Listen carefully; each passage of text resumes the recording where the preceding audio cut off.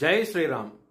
2022 నుంచి 2025 మే వరకు మొత్తం 16 ప్రిడిక్షన్స్ అనేవి ప్రూవన్ అయ్యాయి.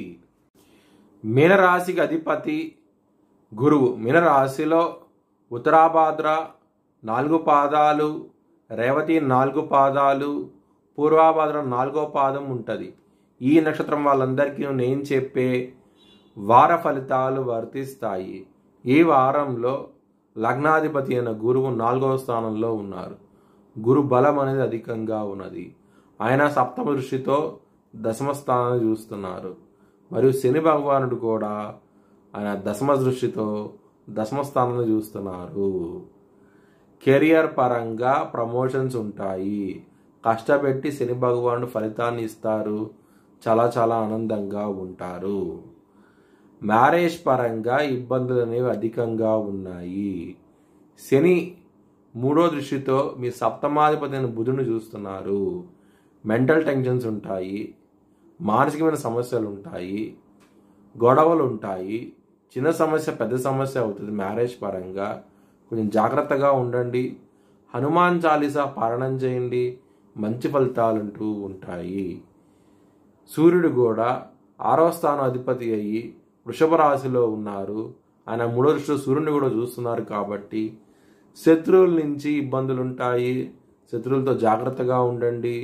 కాలభైరవాష్టకాన్ని చదువుకోండి. చాలా మంచి ఫలితాలంటూ ఉంటాయి.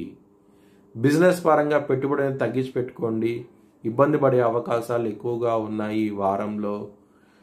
కోర్టు కేసు విషయాల్లో మీకు ఇబ్బందికరమైన వాతావరణం అంటూ ఉంటుంది. ఈ వారంలో వ్యతిరేక తీర్పులు వచ్చే అవకాశం ఎక్కువగా ఉన్నది. కొంచెం జాగ్రత్తగా ఉండండి. బిజినెస్ పరంగా, కెరియర్ పరంగా కొంచెం జాగ్రత్తగా ఎక్కువగా ఉండండి ఈ వారం మొత్తమును. ఎవరైనా సరే విదేశాలు వెళ్ళాలనుకుంటే కనుక ఈ వారం అనేది చాలా అనుకూలంగా ఉన్నది. మీకు మంచి ఫలితాలంటూ ఉంటాయి. విదేశాలు వెళ్ళాలనుకున్న వారికి వీసా క్లియర్ చేయడం జరుగుతుంది. చాలా ఆనందంగా ఉంటారు. ఎవరికీ అప్పు ఇవ్వకండి. ఇబ్బంది పడే అవకాశాలు ఎక్కువగా ఉన్నాయి. వ్యయ స్థానంలో రాహు ఉన్నారు. ముఖ్యంగా మనీ పరంగా మోసపోయే అవకాశాలు ఎక్కువగా ఉన్నాయి. నమ్మిచ్చి దొంగ దెబ్బ తీసే అవకాశాలు ఎక్కువగా ఉన్నాయి. కొంచెం జాగ్రత్త అంటూ ఎక్కువ తీసుకోండి. లలితా సహస్రం పారాయణం చేస్తే కనుక ఇలాంటి మోసాల నుంచి బయటపడగలుగుతారు.